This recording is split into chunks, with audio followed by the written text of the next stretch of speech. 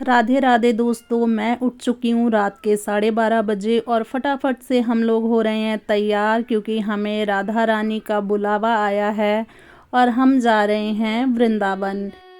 ओह, मुझे तो यकीन ही नहीं हो रहा कि हम वृंदावन जा रहे हैं। और देखिए, रात के 2 बजे रेडी होके हम निकल चुके हैं वृंदावन के लिए। कुरुक्षेत्र पहुंच चुके हैं और सुबह सुबह हम पहुंच गए दिल्ली।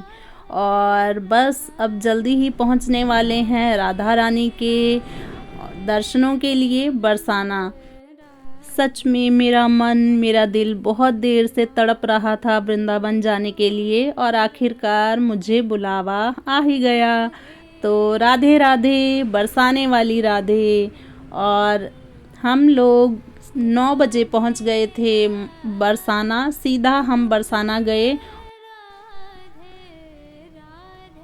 तो हम पहुंच गए सबसे पहले बरसाना। राधे राधे राधे, बरसाने वाली राधे। यहाँ पर 225 सीढ़ियाँ चढ़कर जाया जाता है बरसाना मंदिर के लिए, पर हम लास्ट टाइम सीढ़ियों से गए थे। इस बार हमने ट्रॉली सेवा जो शुरू हुई है वहाँ से हमने मंदिर के दर्शन किए, क्योंकि काफ़ी लेट पहुँचे थे और थके भी हुए थे, सफ़र किया था पूरी रात।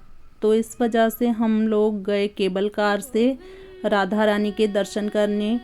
और बरसाना की पहाड़ियों के पत्थर श्याम तथा गौर वर्ण के हैं, जिन्हें यहाँ के निवासी कृष्ण तथा राधा के अमर प्रेम का प्रतीक मानते हैं।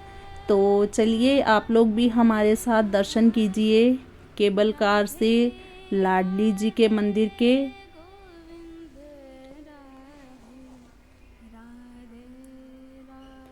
और आप सबको पता ही है, यहाँ पर बहुत ज़्यादा भीड़ रहती है कि देखने पैर रखने की जगह नहीं होती है। यहाँ पे इतनी ज़्यादा भीड़ होती है। चाहे बरसाना का मंदिर हो, लाडली जी का मंदिर हो, और बांके बिहारी जी का मंदिर हो, राधा रमन जी का, राधा वल्लभ जी का, कोई भी मंदिर हो, और यहाँ पे इतनी ज़्यादा भीड़ रहती है कि पैर रखने की जगह नहीं मिलती है। इतनी धक्का मुक्की होने लगती है, क्योंकि मंदिर के पट भी बंद हो जाते हैं 12 बजे, 12:30 बजे, 1 बजे तक सब मंदिर बंद हो जाते हैं, और फिर शाम को दर्शनों के लिए खोले जाते हैं। तो इस वजह से सबको ये होता है कि हम जल्दी से जल्दी मंदिर के बंद होने से पहले दर्शन कर लें।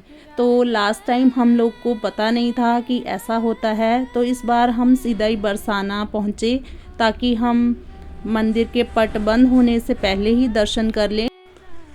आप सब भी हमारे साथ लाडली जी के दर्शन कीजिए, और लाडली जी सब पर ऐसे ही कृपा बरसाती रहें अपनी।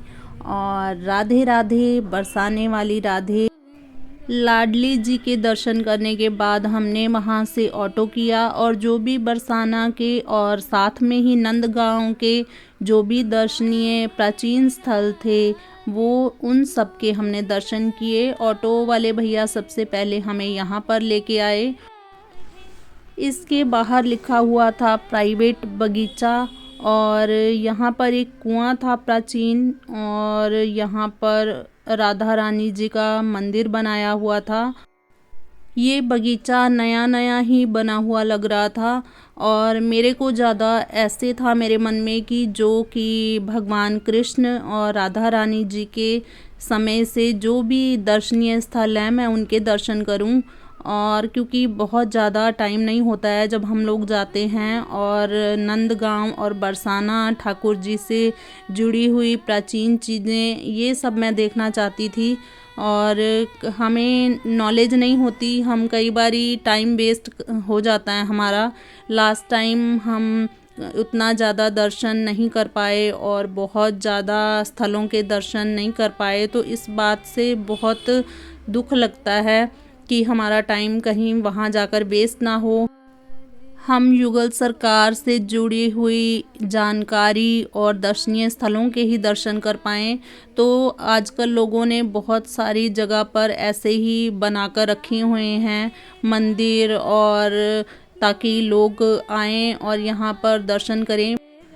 हमने इसीलिए ऑटो किया था क्योंकि हमें इतनी जानकारी नहीं थी और कि हमारा टाइम वेस्ट ना और ऑटो वाले भैया हमें दर्शन करवा दें, तो इसलिए हमने उनसे कहा कि हमें प्राचीन जगह पर ही लेकर चलो। तो वो लेकर आए हमें नंदगांव में, और बरसाना से 4 मील पर नंदगांव है जहां श्री कृष्ण के पिता नंद बाबा जी का घर था। और ये है पावन सरोवर के बारे में ऑटो वाले भैया बता रहे थे कि श्री कृष्ण जी के स्नान के लिए ये वाला कुंड नंद बाबा जी ने बनवाया था। यहाँ पर श्री कृष्ण छोटे होते टाइम स्नान किया करते थे और यहाँ पर हम थोड़ी देर रुके और बहुत आनंद मिलता है और बहुत ही शांति का अनुभव होता है। राधा रानी हर सुबह इस कुंड के किनारे कृष्ण के लिए खाना बनाने आया करती थी। यहाँ एक कुआं है जहाँ से श्रीमती राधा रानी कृष्ण के लिए खाना बनाते समय पानी भरती थी। ऐसा कहा जाता है कि भगवान कृष्ण की सबसे प्रिय झीलों में से एक झील ये कुंड है। जब दूध देने वाले पशु भोजन करके वापस आ जाते थे तब श्री कृष्ण यहाँ आते और गायों को नहलाया करते थे। स्थानीय लोगों का मानना है कि जो कोई भी पावन सरोवर झील में स्नान करता है उसे वहाँ श्री कृष्ण, नंद बाबा और यशोदा जी के साथ दिखाई देते हैं और उनकी सभी इच्छाएं पूरी होती हैं। और इसके बाद हम लोग गए चरण पहाड़ी पर, और चरण पहाड़ी पर श्री कृष्ण जी के पैरों के निशान हैं जो कि दक्षिण पश्चिम की ओर काम्यवन जाने वाली सड़क के पास स्थित है। ये स्थान मथुरा जिले के नंदगांव में पावन सरोवर से 1 किलोमीटर दूर है। आज भी इन निशानों को स्पष्ट रूप से देखा जा सकता है। पास की पहाड़ी पर स्थित पत्थर जहां उनके साथी खेल रहे थे और बछड़े घूम रहे थे वे भी पिघल गए, जिससे उनके पैरों और खुरों के निशान बन गए। इसी पेड़ के नीचे, इसी वृक्ष के नीचे प्रथम बार भगवान श्री कृष्ण जी ने बांसुरी बजाई थी, जिसके फलस्वरूप वो पहाड़ भी पिघल। चरण पहाड़ी पर हमने प्राचीन शिवलिंग शिव भगवान के भी दर्शन किए। वृंदावन के वृक्ष भी अद्भुत हैं जो कि ऊपर से बिल्कुल हरे हैं और नीचे से बिल्कुल सूखे हुए हैं। और चरण पहाड़ी के दर्शनों के बाद हम लोग गए यशोदा मैया मटका मंदिर, जहां पर यशोदा मैया का मटका आज भी सुरक्षित रखा गया है। ये मटका 7 फुट गहरा है और जिसमें कि 9 लाख गाय का दूध बिलोया जाता था और उसी का माखन इसमें यशोदा मैया सुरक्षित रखा करती थी। जहाँ पे मिले तो ये समझ लेना कि वो यहाँ आ चुके हैं। यहाँ पे उनकी लीला, उसका रूप रात में नहीं देखा जा सकता, चमकता है वो सखी के भाव की। ये गोल्डन प्रकार की इसमें एक दिव्य पता नहीं कैसे चमक होती है।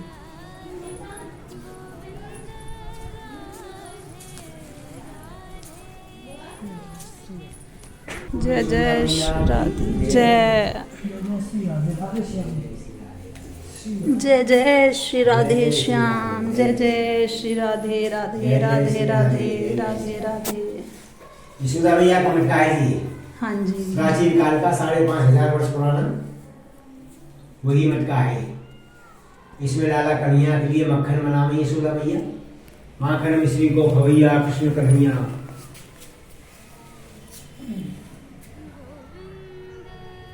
जय श्री राधे, जय श्री राधे। इतना बड़ा मटका।